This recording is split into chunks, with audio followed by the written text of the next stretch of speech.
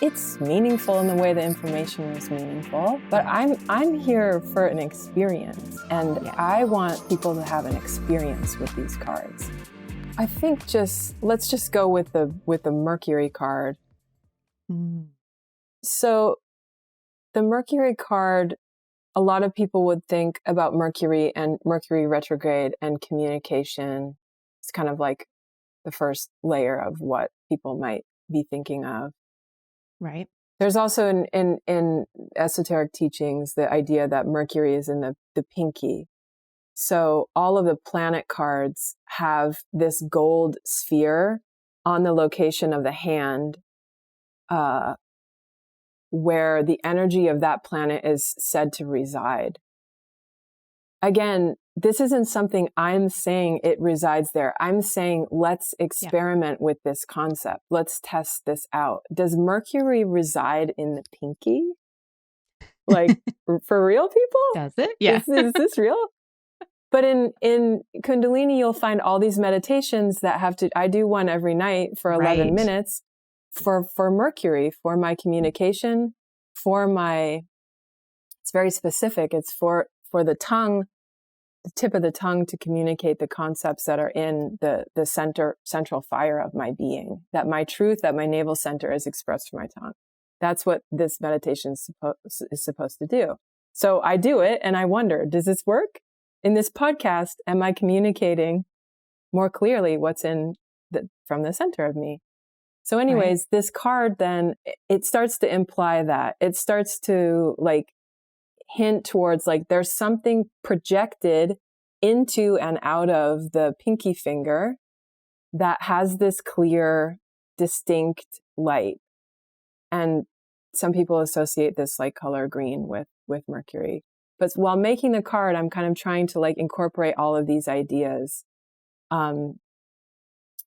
And meanwhile, talking about the energetics of the planet itself in the description of the card.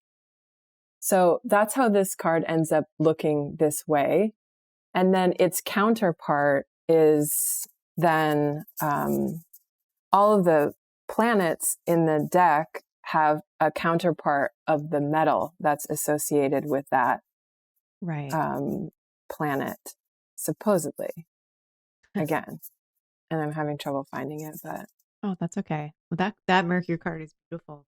And so when somebody is pulling your cards, what is it that you really want them to know when they're sitting down with your deck and they're pulling cards and they're asking questions or they're looking for answers? What do you really want them to know? It's a great way of putting that question. I don't want them to know anything. I want them to go somewhere. Right. Here's the counterpart to the Mercury card. So I tried to link these two, the planets and the metal associated with them. Of course, with the planet Mercury, the metal is Mercury as well, but I have it listed here as Quicksilver, so that people can sort of intuitively sense that there's some link between these two things. And then again, the question is to contemplate that. And I'm not telling them that there is, but for them to sort of wonder about the mercury. When you break open a thermometer and the mercury spills, it disperses, it's trickster, it's very hard to pin down. And that mercurial energy is in Mercury. It's in the circuitry of all of the electronics and the highways and the internets of our world. Yeah. And so to start to sense that quality of mercurial energy and want to build a relationship with it, not be scared of it and, oh, Mercury retrograde, but how can I become friends with this energy?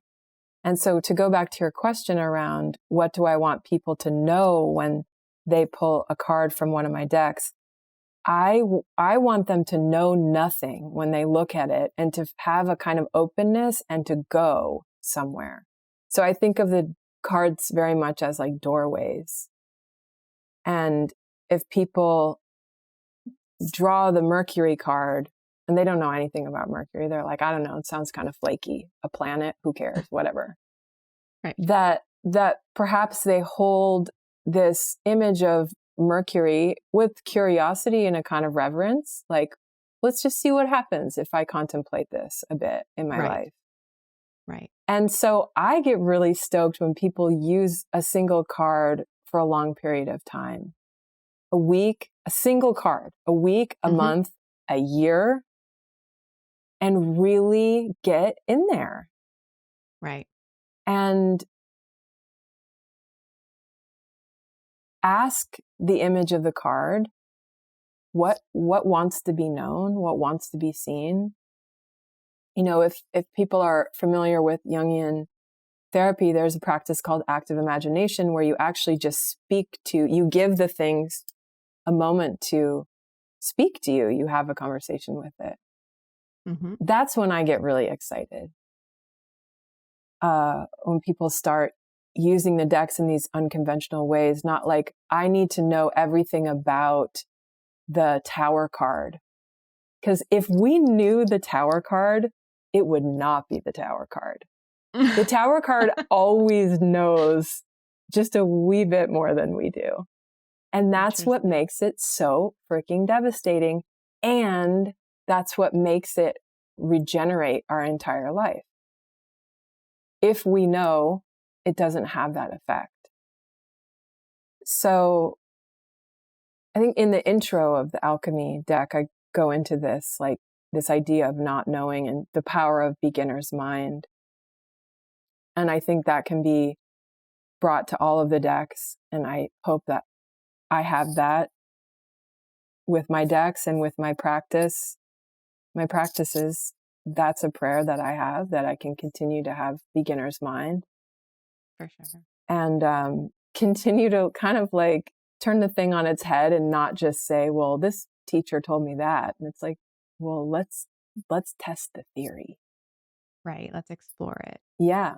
I definitely, when I'm using your decks, like I go with that type of intention and that type of energy. It's not just this like, must have this answer for this one thing. And you know, it's like showing up with this kind of playfulness a little bit, like, let me explore this. And I have this like card box where when I pull cards, I display them and I leave them out.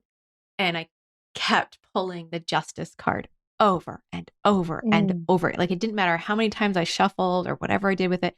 That card kept getting pulled. And I'm like, okay, it wants to stay here. Like it needs to stay here and show me something. So I'm going to leave this here. And I left it out for an entire month. And I would just look at it. And it's like every day there was this new message, this new information that I got from it. And it's almost like I felt like complete with it. And then when I went to go pull cards again, like it didn't show up for the longest time. And it was just like, okay, I think that was maybe part of the message. It was like I really needed to work with this message and this imagery and work through that and get to completion with it before I could kind of move on. Yeah, I mean, otherwise it's just a Google search. We're in the Google search game. It's like, I could look up any of this stuff. It's information. It's meaningful in the way the information is meaningful. But I'm here for an experience. And I want people to have an experience with these cards. And a way to do that is to start with beginner's mind and to be patient. And so it sounds like what you did is really interesting and serves that. Let's have an experience with the Justice card. Let's work with it long enough that it gets frustrating and boring. And one of my favorite teachers, Michael Mead, I'm botching his quote here. This is verbatim, but it's like one of the most important ingredients in ritual is boredom. If you don't reach that point where you're bored, then you don't drop down into this new terrain of what happens after the Justice card, after I think I know everything about it and it's boring now. And you can go into a space has all of this new information, these new experiences, new sensations. And I think that's what the game is. That's where I've found the most healing in myself. And to go back to the Mercury card, that's a concept in a card. Now that I've done my and continue to do my practice around Mercury, I now have a much different relationship with it than I did. Even when I drew the deck, I was more just relying on other research about Mercury. What does it really mean? Books I'd read. If I were to write this now about Mercury, I feel like I could write a whole book about it, Probably. And that's when things get really exciting. You realize how much of a meditation and how much presence all of these elements and all of these sort of aspects of our life, they're all teachers. They're all such great teachers. For sure.